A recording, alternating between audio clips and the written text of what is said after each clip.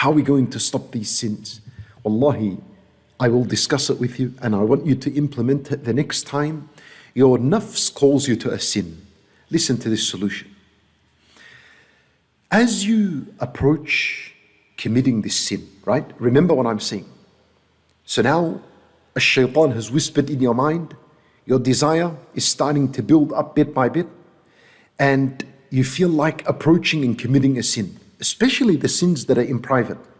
Watching something that is impermissible, taking a drug, for example, drinking alcohol in secret because your parents or your friends don't know about it, going through your spouse's phone, also that is haram and that's a sin. And there's a desire to do that, wal-'iyadhu billah.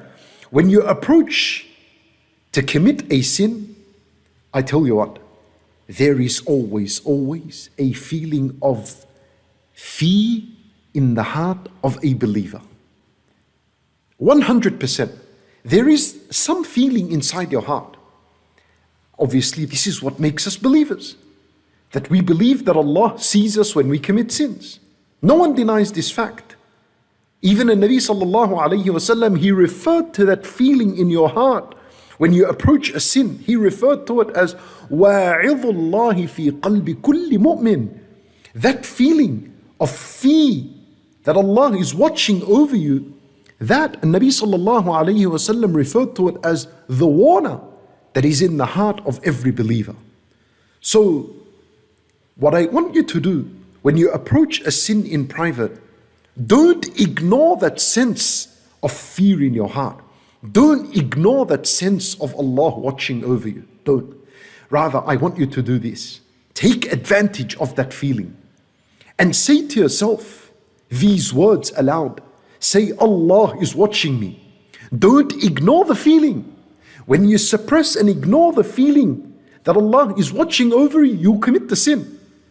Rather, what you're supposed to do at that moment, take advantage and say the words aloud. Say, Allah is watching me. Read the words of Allah in Surah Al-Alaq. أَلَمْ يَعْلَمْ بِأَنَّ اللَّهَ يَرَاهُ. Doesn't he know that Allah Azza wa Jal is watching over you?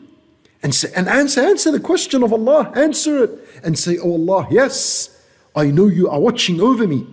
And I'm going to act by this knowledge that I know. And I'm going to stop the sin and what I'm doing right now. I'm ashamed of myself, oh Allah. I'm going to stop.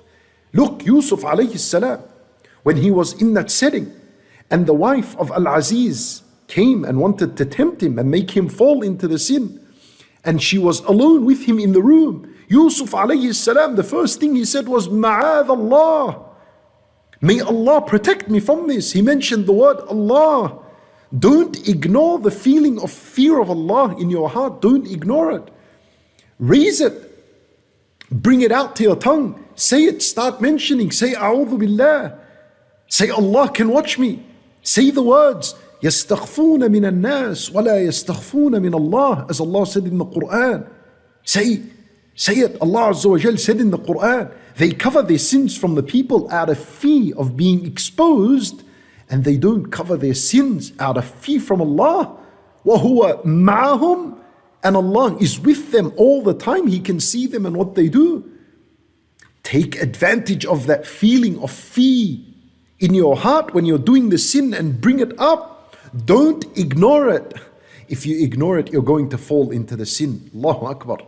Don't ignore this feeling. Wallahi, my brothers and sisters in Islam, if you remember Allah and you remember the name of Allah and you say Ma'adh Allah just before you commit a sin, wallahi, the mention of Allah will destroy the temptation and the desire instantly. And Nabi sallallahu alayhi wa sallam, he said, وَلَا يَثْقُلُ مَعَ اسْمِ اللَّهِ شَيْءٍ. Nothing is heavy when it's weighed with the name of Allah.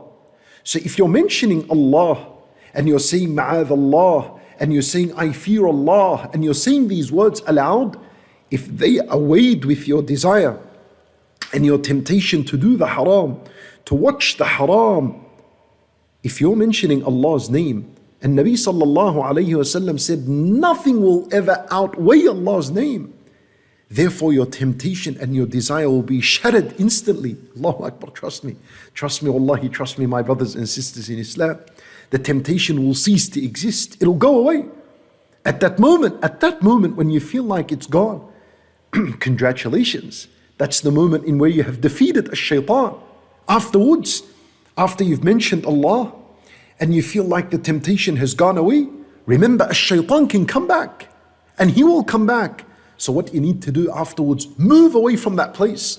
If you're at a computer screen, if you're in your room with your mobile device, move out of that room. Go somewhere to a public area where your parents are sitting, where your family is sitting, where your spouse is. Move, get out of a private space. Move, call someone, do something.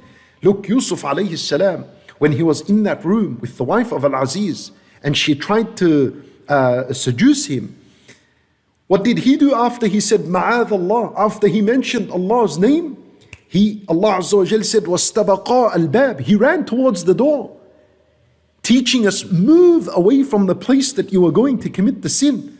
After Allah gives you strength over your sin, move away from that place. وَاسْتَبَقَا الْبَابِ. Yusuf alayhi salam began to rush to the door.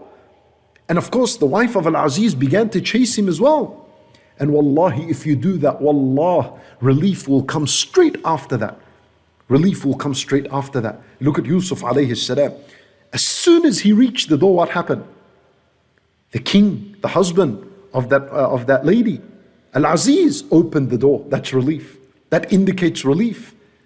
وَأَلْفَيَا سَيِّدَهَا لَدَى الْبَابِ. Allahu Akbar, finally relief came. So when you're tempted by a sin, firstly say Ma'adh Allah, remember Allah. Take advantage of that feeling of fear of Allah in your heart. Move away from the place of the sin. Run, move. Istabaqa al-bab, run. And then the relief of Allah Azza wa Jal is going to come so near. Straight after it, it's going to come. And wallahi, if you do this, you will never ever walk away empty-handed. You will walk away with Iman revived in your heart. Look at this, Allah. You are going to do a sin. You stopped it. You're going to walk away with Iman revived in your heart. You're going to walk away knowing that you have genuine fear of Allah that exists in your heart. And you're going to walk away with a hasanah written for you. Allahu Akbar. As the Nabi sallallahu alayhi wa sallam said, مَنْ هَمَّ بِسَيِّئَةٍ فَلَمْ يَعْمَلْهَا كُتِبَتْ لَهُ حَسَنَةٍ. Anyone who intended to commit a sin and then he doesn't end up committing this sin, Allah would record it for him one hasanah. Allahu Akbar. Look what you walk away with when the genuine fear of Allah Azza wa Jal shines in your heart. So we need to fear Allah subhanahu wa ta'ala in order to gain the forgiveness of Allah subhanahu wa ta'ala. Allah Azza wa Jal, He says in the Quran in Surah Al-Mulk, إِنَّ الَّذِينَ يَخْشَوْنَ رَبَّهُمْ بِالْغَيْبِ لَهُمْ مَغْفِرَةٌ وَأَجْرٌ كَبِيرٌ. Allah Azza wa Jal, He says, those who fear their Lord in the unseen, meaning those who fear their Lord when no one can see them but Allah, for them especially is maghfiratun, a forgiveness. That's why I'm telling you, in order to achieve the forgiveness of Allah, one must fear Allah when no one can see Him. For such people, Allah said in Surah Al-Mulk, لَهُمْ مَغْفِرَةٌ, for them is a forgiveness, وَأَجْرٌ كَبِيرٌ, and a great reward. Anytime you see the word great reward in the Quran, it refers to the paradise. And what is greater than that reward? The paradise and the luxuries that are in it, and the ultimate reward in the paradise, and that is to see Allah subhanahu wa ta'ala.